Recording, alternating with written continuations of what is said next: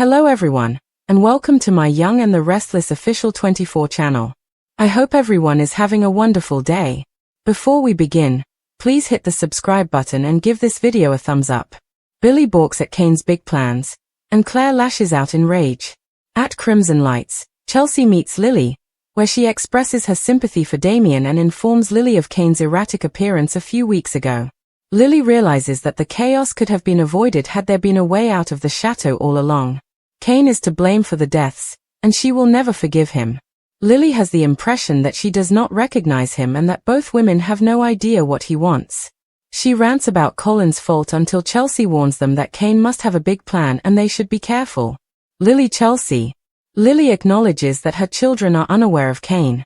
She is unsure of how to inform them that their egotistical father has been deceiving the public for 6 years. They talk about how Connor has been coping and how Chelsea and Adam are getting along better than ever. She says how great it is that Adam has left his father's shadow, which is a sure sign that the problem will come back. Will Claire change her tune? At the Tack House, Nikki, Victoria, and Claire discuss today being Cole's memorial. Kyle arrives with flowers that Nate sent. He's in Chicago with Amy, sorting out Damien's affairs. Nikki warns that Victor's nose will be wrinkled if Kyle goes to the memorial with the family. Claire declares she won't let him push her boyfriend away when she needs him the most. Claire, Victoria, Nikki. How will Adam deal with his dad? Nick informs Adam at the ranch that the children are unaware of the events in Nice. Victor harps that Adam failed to follow his orders to launch devastating articles about Billy. Adam asserts that Kane and everything else going on in Nice took precedence. Victor warns he'd better follow his orders next time. Billy will be Kane's partner, and the mustache wants Kane to be crushed. Nick and Adam furrow their brows and huff. Nicholas, Adam, Claire, Kyle, Nikki, and Victoria arrive. Nikki immediately asks her husband not to say anything he will regret. He brushes past her, grumbling, and tells Claire that he knows how difficult today will be. When she says it means a lot that Kyle is there, he immediately snubs her and leads her mom away.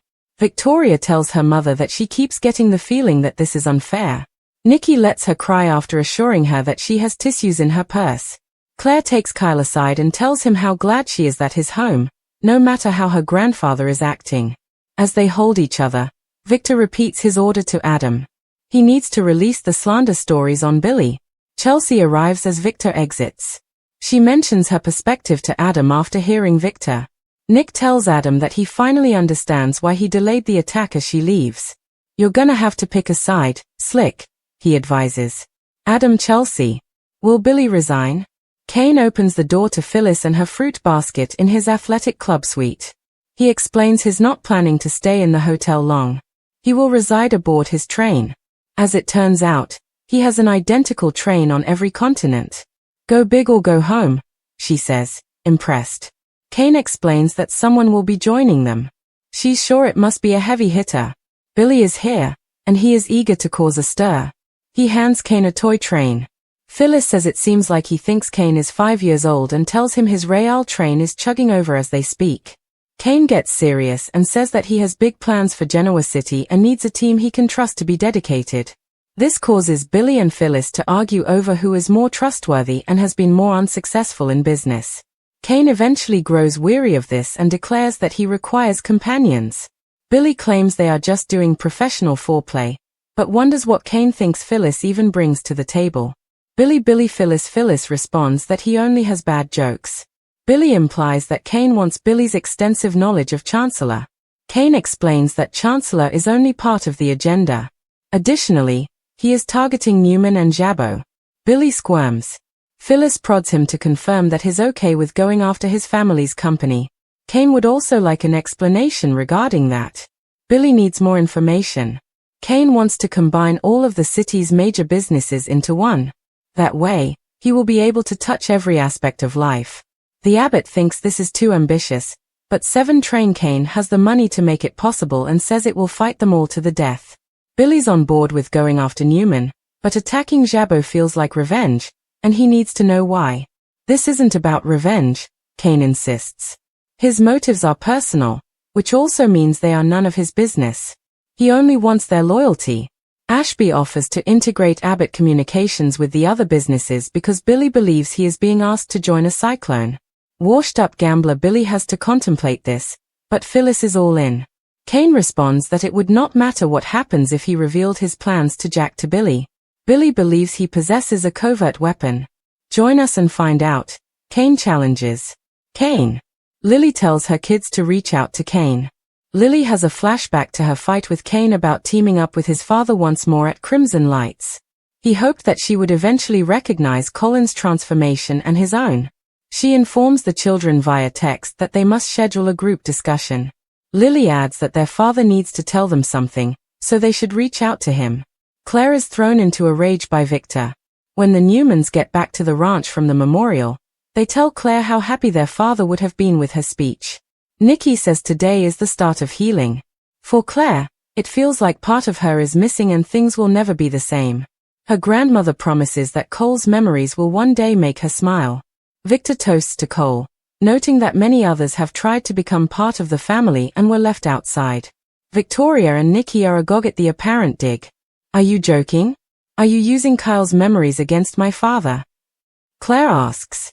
She is aware of Victor's actions, despite everyone's efforts to calm her down. He refuses to apologize, so she declares that she's done with his efforts to break up her relationship and run her life. She storms out with Kyle trailing behind. Crimson Lights buzzed with the usual traffic of Genoa City's elite, but at a quiet corner table, the air between Chelsea Lawson and Lily Winters was heavy with revelation. Lily, her eyes clouded with regret and a boiling sense of betrayal, gripped her coffee cup as Chelsea relayed the chilling detail of Kane Ashby's mysterious reappearance just weeks before Damien's death. He just showed up, Lily, Chelsea said, her voice low. Out of nowhere. Calm, like he hadn't been hiding for years. Like he hadn't let you all believe he was gone. Lily felt her stomach twist. So there was a way out of that chateau all along, she murmured, her voice breaking. Damien didn't have to die. Chance didn't have to disappear. None of it had to happen. Chelsea leaned closer, her voice steady. That's what I've been thinking. Kane knew more than he let on. And if that's true, Lily, then you're right, he's not the man you thought you married. Lily let out a bitter laugh, shaking her head. He hasn't been that man for a long time. I look at him now, and I see Colin. The schemes, the manipulation. He's become everything he hated. Chelsea nodded. But if he's planning something big, and he's hiding it again, then we need to be ready, Lily finished, her eyes hardening. Because I won't let him drag me or the kids into whatever twisted legacy he's trying to resurrect. Lily admitted that her children were still in the dark. They don't know what their father's become. I don't even know how to tell them he's been lying to the world and to them for 6 years. How do you explain that their megalomaniac dad thinks he's the savior of Genoa City? Chelsea reached across the table and squeezed Lily's hand. You start by telling them the truth. Kane is dangerous not because he's violent, but because he believes he's right. That's the scariest kind of liar. Their conversation veered briefly to lighter ground, discussing how Connor had been adjusting and how Chelsea and Adam's relationship was on sturdier ground than ever before. Lily chuckled, half smiling. Who would have thought Adam Newman would be the picture of stability? Chelsea gave her a knowing look. That's how you know the peace won't last. Across town, the tack house filled with soft murmurs and the scent of lilies. Claire, Nikki, and Victoria were quietly preparing for Cole's memorial. Claire's face was pale but resolute. Kyle arrived with flowers, informing them that Nate was still in Chicago with Amy handling Damien's affairs. Claire accepted the bouquet with a sad smile, but her gratitude deepened when she realized Kyle had come not just as support but as her partner. Grandpa won't like it, she whispered as they arranged the flowers together. I don't care, Kyle murmured. You need me here. But Claire's prediction proved accurate. When the family reconvened at the ranch after the service, Victor's disdain for Kyle's presence was barely disguised. He said nothing directly, but when he raised his glass to Cole, his words had barbs. To Cole, Victor intoned. A man who truly belonged in this family. Not everyone who tries to get close stays in the circle. Claire's face drained of color. Are you serious right now? She snapped, her voice rising. Are you actually using my father's memory to take a swipe at Kyle? Victoria and Nikki froze. The room turned icy. Victor offered a cold shrug. I'm simply stating facts. You need to be careful who you let in. I know exactly who I let in, Claire fired back. What I don't know is why you're still trying to run my life like I'm a child. You don't know what's at stake, he countered. No, Grandpa, Claire said, her voice trembling. You don't know what it's like to grieve someone who truly mattered and have you turn it into another power play. Without another word, she turned on her heel and stormed out, Carl rushing after her as Victor glared at their retreating figures. Meanwhile, at the athletic club, Kane poured himself a glass of bourbon and admired the model train whizzing around the custom-built track in his suite. When Phyllis Summers showed up with a fruit basket and a smirk, she barely contained her skepticism. A train in every continent, who? She quipped. And people think I'm extravagant. Kane smiled, not bothering to deny it. You can't think small when your goal is to control a city like Genoa. Phyllis arched a brow. What exactly is your goal, Kane? Before he could answer, the door opened and in walked Billy Abbott, looking equal parts smug and suspicious. He tossed a toy train onto the table. For the kid in you, he said dryly. Kane's grin tightened. Good. You're both here.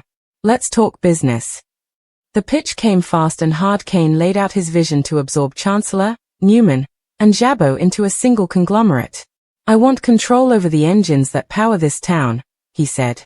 That means media, tech, healthcare, fashion, logistics, every touchpoint of influence. Phyllis blinked. You want to own Genoa City?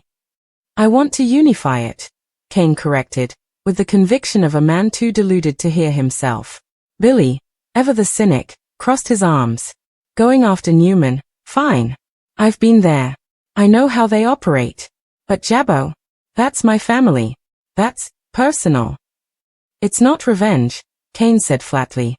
It's business. And it's necessary. You sound like Victor Newman, Billy sneered. Kane ignored the jab. I don't care what Jack thinks. This isn't about him. It's about vision. About control. About putting the right people in charge.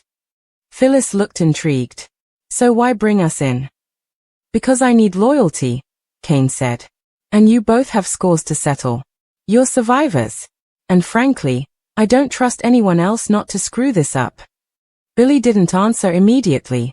The idea of folding Abbott Communications into this web was tempting, but it meant betraying his family again. Kane saw the hesitation and leaned in. I know you, Billy. You crave chaos as much as you pretend to want order. So, either you're in, or you're not. Billy didn't flinch. I'll think about it. Back at Crimson Lights, Lily stared at her phone before finally tapping out a group message to her children. The time for hiding the truth had passed. We need to talk. As a family. Your father has something to say, and you need to hear it. Please reach out. Mom. Her fingers trembled as she hit send. She closed her eyes, remembering one of her final fights with Kane. He had begged her to understand that his work with Colin was about redemption. His changed, Kane had insisted. And so have I. But as she sat in the coffee shop, surrounded by the echoes of too many lies, Lily knew one thing for sure. Some men didn't change, they just got better at pretending. Over at the ranch, the firestorm Claire had left in her wake still simmered. Nikki tried to mediate, urging Victor to ease up, but he dismissed her concerns. She needs to understand how this world works. She needs to grieve. Nikki countered. Not be subjected to your constant scheming. Victoria stood off to the side, wiping tears from her cheeks. This should have been a day for Cole. For memories. Not manipulation. Adam and Nick entered the room, tension between them still fresh from earlier. Victor turned to Adam, his tone sharp. Have you released the Billy expose yet? No, Adam answered flatly. And I'm not sure I will. Victor glared. You had orders. I had priorities, Adam retorted. Kane. Nice. Damien. All of that took precedence. Victor wasn't satisfied. Billy will be Kane's partner. That makes him our enemy. Nick, watching his brother closely, said quietly, You're going to have to pick a side, Slick. As Victor stepped away, Chelsea appeared. I heard that little father-son war cry, she said, her tone icy. Adam, you know what I think of Victor's vendettas. Don't get caught in his web again. Adam remained silent as she walked out. Outside, Claire stood on the edge of the Newman ranch's property, the wind tugging at her hair. Kyle stood beside her, letting the silence stretch. "I can't believe him," she finally whispered. "Using my dad's death to hurt us. To control me." "He's scared," Kyle said softly. "You're powerful now. And you're not a Newman puppet. That terrifies him." She turned to him, her expression fierce. "Then let him be scared. Because I'm done playing nice." Kyle nodded. "So what now?" Claire's gaze turned toward the city skyline. "Now, I take back control. Of my life. My legacy. Everything." Behind them, storm clouds gathered not in the sky, but in the hearts of those about to collide. Kane's plans, Victor's retaliation, Claire's rebellion, and Billy's indecision were all threads in a web that was about to snap. And when it did, Genoa City would never be the same. Inside the elevator of the Grand Phoenix, Kyle Abbott paced, his thoughts clouded with Claire's pain and Victor's merciless manipulation. The old Kyle might have tried to keep the peace, but this version, shaped by betrayals and redemption, was done playing by the Newman playbook. When the doors slid open, he walked into his suite and was greeted by the soft buzz of his phone. A message from Jack. "Heard about your appearance at Cole's memorial. Call me. We need to talk." Kyle sighed. Of course, his father had caught wind of it already. He knew Jack would want answers about Claire, about Victor's warpath, and about whatever storm Kane Ashby was cooking up. He started typing a reply but paused as he remembered Kane's cryptic comment about folding Jabot into the future. Was this what Victor feared too? That Kane was building something massive and dangerous? Just then, Claire knocked and entered without waiting. Her cheeks were still flushed, her arms crossed protectively. "I couldn't go home," she muttered, collapsing onto the couch. "Not after what he said." Kyle sat beside her, rubbing her back. "You don't have to explain. You were right to call him out." Claire looked at him, her jaw tight. "You don't get it, Kyle. He's been treating me like some fragile broken doll ever since I came back. And now that I've finally found my voice he wants to crush it." "Then don't let him." "I won't." Her voice hardened. "I don't care if he's Victor Newman. He doesn't own me." Kyle pulled her closer. "You're not alone in this. Whatever he tries, whatever Kane tries, we'll handle it together." Claire gave him a small nod, but her mind was already racing. Kane, Billy, Phyllis. She didn't believe for a second that their alliance was anything short of apocalyptic. And if Victor thought this was just about family drama, he was more blind than she thought. At Society, Devon Hamilton sat across from Nate Hastings, who had just returned from Chicago, his face weary from dealing with Damien's estate and the legal chaos left behind. "He didn't leave much in the way of instructions," Nate said quietly. "Amy's handling most of the paperwork, but there's a lot of unresolved stuff." "Like what?" "Like why Damien was in that chateau in the first place. Why he was investigating Kane. And why Carter was found so close to the same site."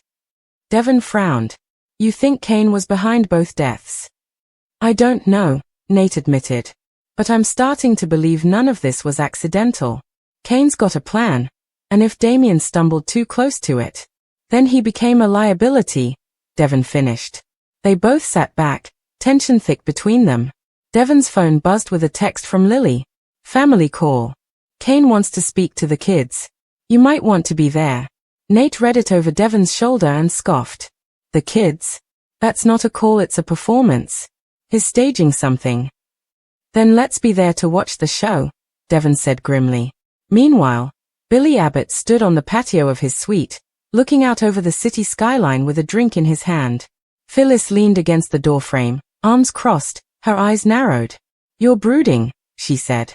"That's never a good sign." "I'm thinking," he corrected.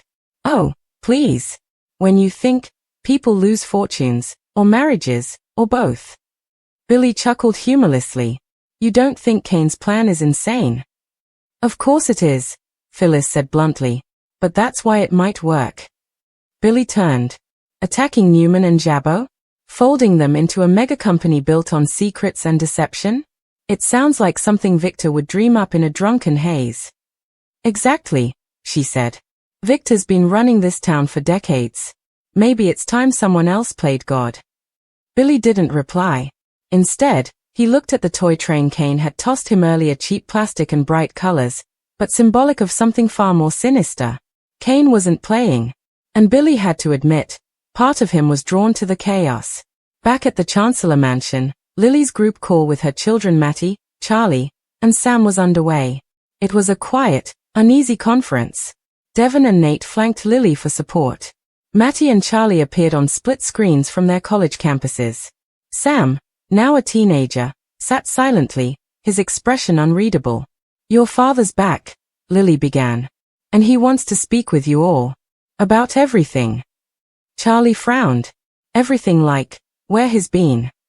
Matty added, "Or everything like why Damien's dead." Sam didn't speak. Lily looked down. "Both." Devon stepped in. "We don't know the full story, but we do know Cain kept secrets, dangerous ones. We think it's time he explains himself." Just then, Cain joined the call from his suite, flanked by opulence and that ever-present train running in the background. His smile was polished, controlled. "Kids," he said warmly, "it's good to see your faces." None of them smiled back. "You've got some explaining to do," Charlie said, arms crossed. "And this time," Matty added, "no lies." Cain took a deep breath. "I made mistakes. I disappeared because I believed I had to. But I've spent the last few years building something bigger than myself. Something for the future, for your future." Sam finally spoke. "What does that mean?" "It means I'm trying to fix what this city has become," Cain replied. "Too many people pulling strings, Victor, Jack, even your Uncle Devon. I want to end the cycle of power games." "You are the cycle," Matty snapped. "You learned from Grandpa Colin. You became him." Cain flinched. "I'm not Colin." "But you're not Dad anymore either," Charlie added. Lily watched silently, her heart breaking. The kids weren't yelling, but the pain in their voices was louder than any scream. "Just think about it," Cain said softly. "I want you in my life, but I won't force it."